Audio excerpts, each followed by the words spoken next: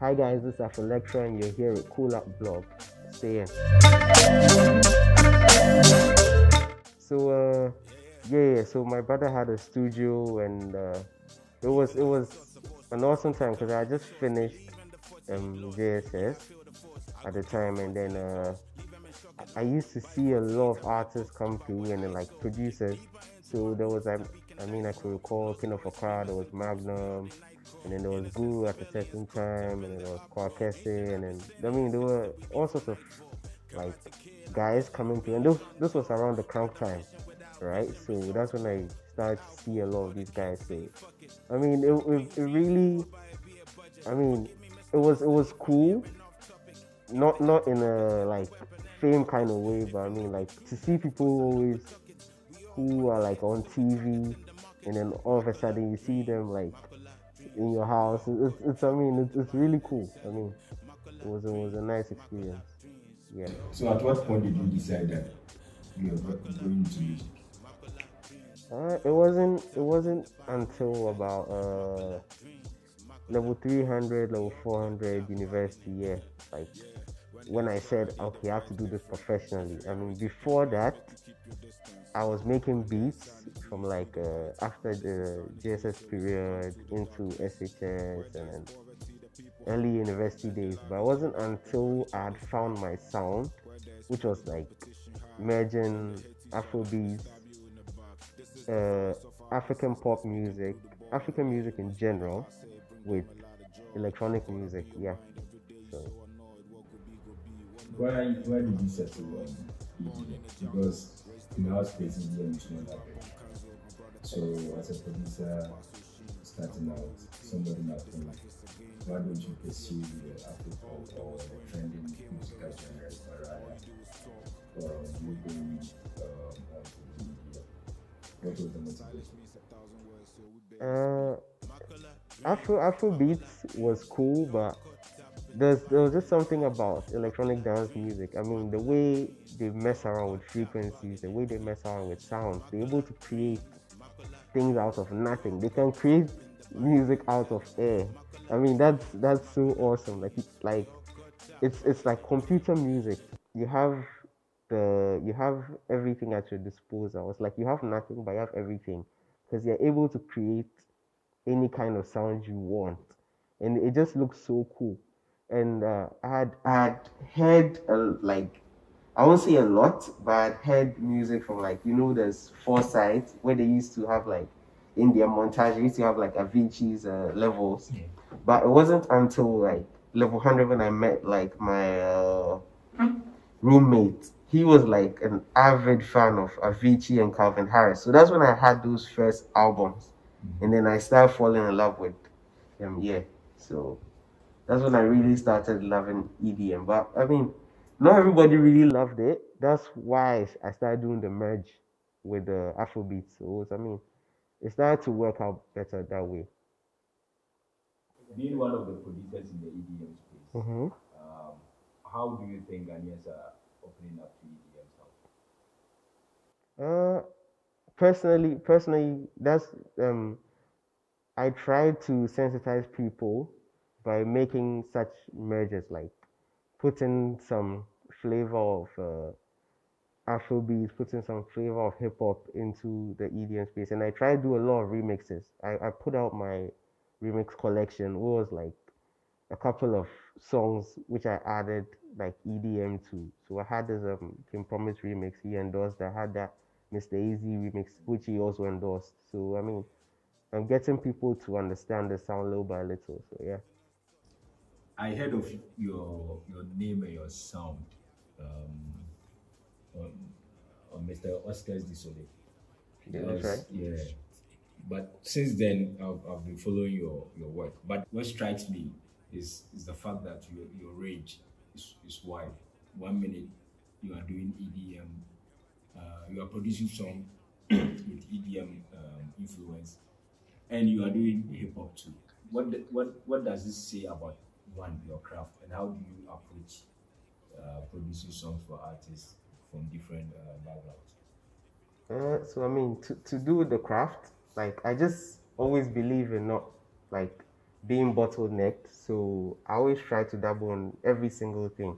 I always try to listen to the newest sound. I always try to like pick influences from whether it's a sample pack. I won't just go for like electronic music sample packs. I'll go for hip hop sample pack. I'll go for K-pop sample pack. I'll go for any and every single thing. I mean, I had these kind of ideas from like people like Timbaland, because Timbaland would go and take like an Indian influence sound and then come put in hip hop, which was cool. I mean, there were a whole lot of other guys who were doing that. So that's where I got that inspiration from. Working with hip hop artists too. I mean, it's for me that was more of a challenge, though. But I mean, I just feel like as a producer too, you should be able to step into any studio, step into any challenge, and be able to work your magic. So yeah. When I was thinking of information on you, I've got the fact that your parents are very religious people, and considering the kind of music you are doing, what's been the support from their end like for you? I mean, it's grown from being very defensive, like them being defensive to being indifferent. So I mean, once they are pretty okay. I mean, it's cool. Yeah. So How did you connect with the artists? How did you get into their space? okay, so this is a rewind back to 2018. I used to frequent around David Ekose and Papachi. Papachi is an Nzema Alte artist. Yeah, so we were working on this project. We actually worked on a project with Ayat, and then we did a couple of others. So there was this one that we did with an artist called Gio. So on that session, in that session, I also gave him a beat, and then he ended up recording a freestyle with me. And then about 5 6 months later, he came back, and then he told me he had played a freestyle for Payday, and Payday really liked the beat, so he wanted me to come around. So I got around there, maybe like that's like December 2018, and then we did like 2 songs, and then one turned out to be Side 15, and then we've been working since. On this latest album, which is Payday, um, you are credited as a producer as well as having worked on 10 records of that.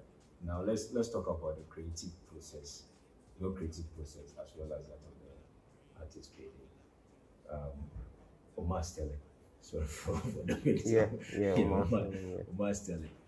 What was how long did it take for you guys to work on the album? Okay, so I came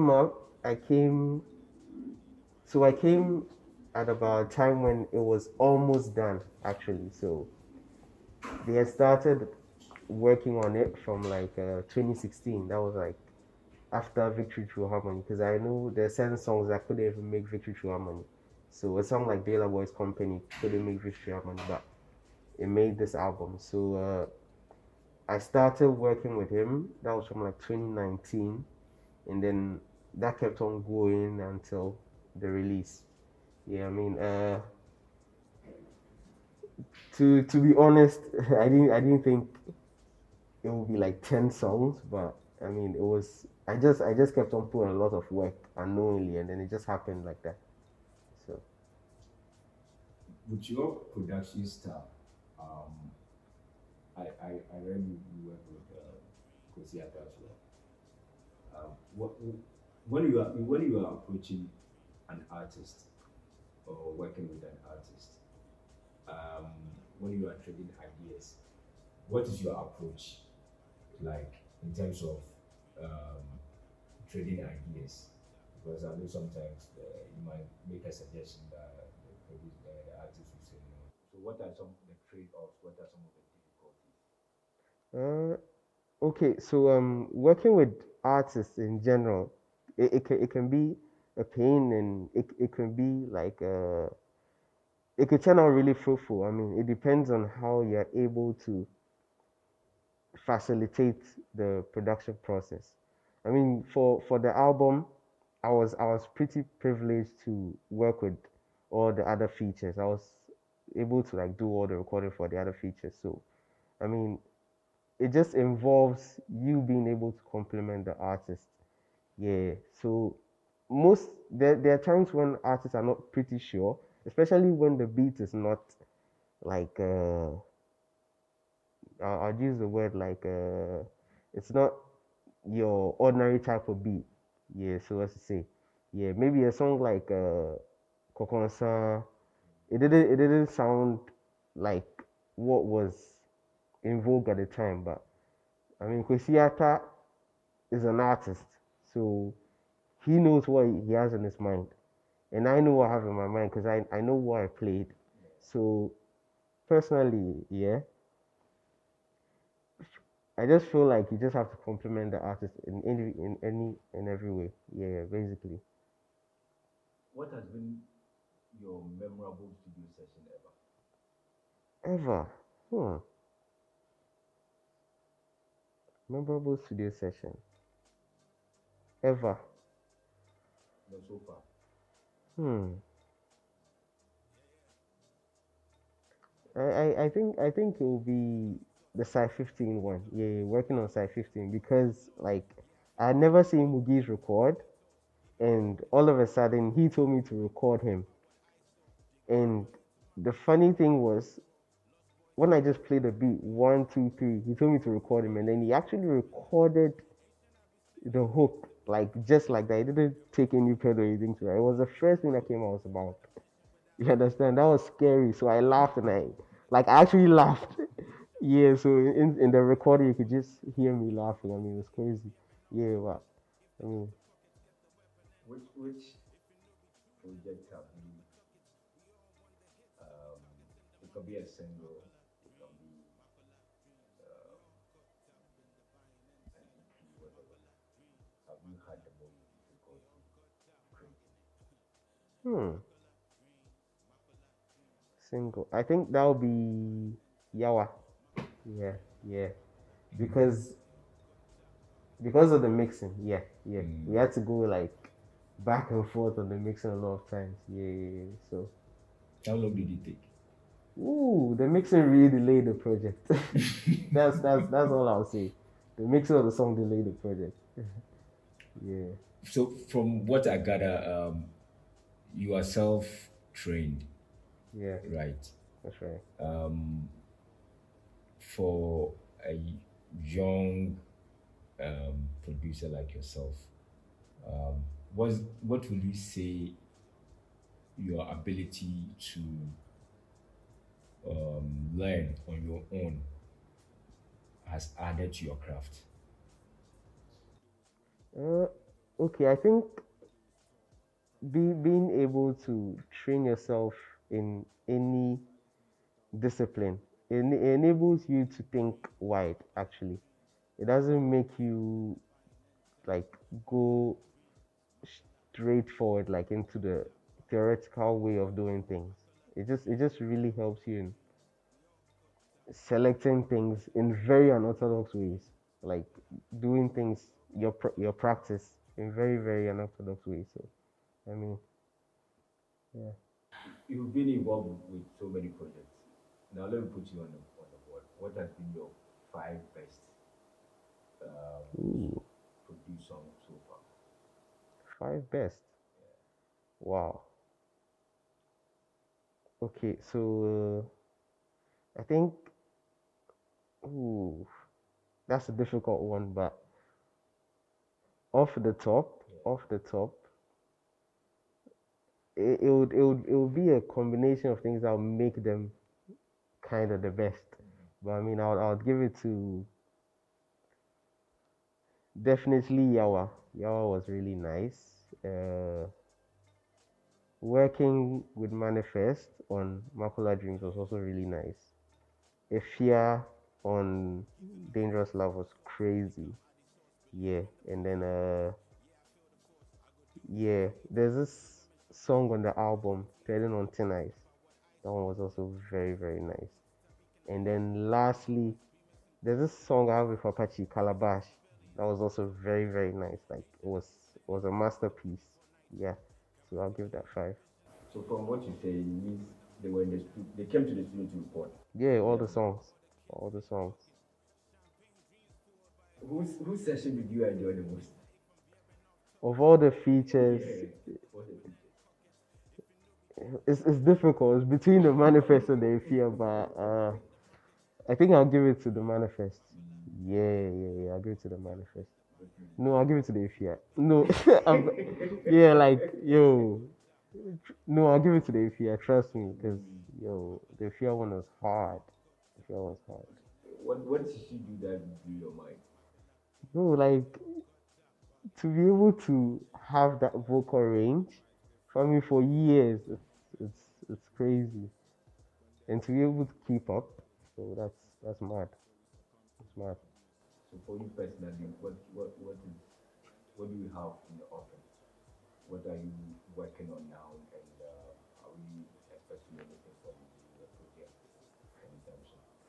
Yeah, I have like a couple of singles that'll be out this year with artists, definitely R2B stuff, and I have my own EP, a 3-track project. Uh, it could be 4 tracks, but yeah, I have that coming up. What is it with the mask? What is it with the mask? Uh, I mean, it's from my influences. Yeah, Daft Punk, Dead Mouse. Yeah, as an electronic music producer, it's good.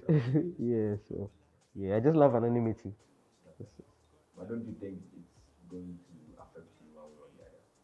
No, I mean it's cool. I like it. Visit Culart.blog to read more.